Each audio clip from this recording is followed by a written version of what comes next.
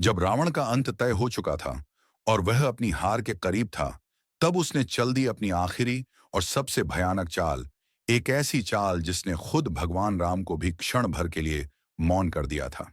कहानी है उस क्षण की जब लंका का युद्ध अपने अंतिम चरण में था। रावण की सेनाएं एक एक कर गिर रही थीं और उसके रथ के पहिए जैसे थम चुके थे। तभी रावण ने क्रोध से आकाश की ओर देखा और गरजा, अब रणभूमि पर उतरेंगे मेरे हजार अमर राक्षस, जिन्हें मृत्यु भी छू नहीं सकती। और तभी आसमान अंधकारमय हो गया। धरती कांप उठी और जैसे ही वे राक्षस रणभूमि में उतरे, उनकी गर्जना से सागर तक उफान मारने लगा। यह समाचार जब हनुमान जी तक पहुंचा तो उन्होंने प्रभु श्री राम से कहा, प्रभु, मुझे आज्ञा दीजिए, मैं अकेला ही इन अमर राक्षसों का अंत करूंगा। भगवान राम ने गंभीर स्वर में कहा, हनुमान, यह अमर है, इन्हें हराना असंभव है। हनुमान जी मुस्कुराए और बोले, प्रभु, आपके आशीर्वाद से असंभव भी संभव बन जाता है। फिर वे गगनभेदी गर्जना करते हुए रणभूमि में उतरे। राक्षस हंसने लगे, क्या यह अकेला वानर हमें हराएगा?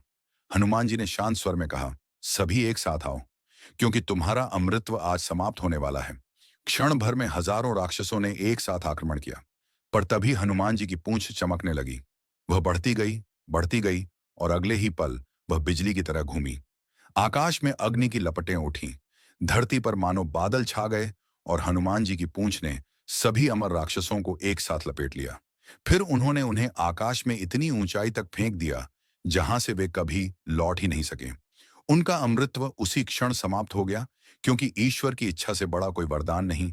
और तब भगवान राम बोले, हनुमान, तुम केवल मेरे भक्त नहीं, तुम स्वयं मेरे पराक्रम का विस्तार हो। सोचिए, जो अमर थे वो भी हनुमान जी के चरणों में समा गए। अगर आपको भी हनुमान जी की शक्ति पर गर्व है तो कमेंट में जोर से लिखो, जय बजरंगबली।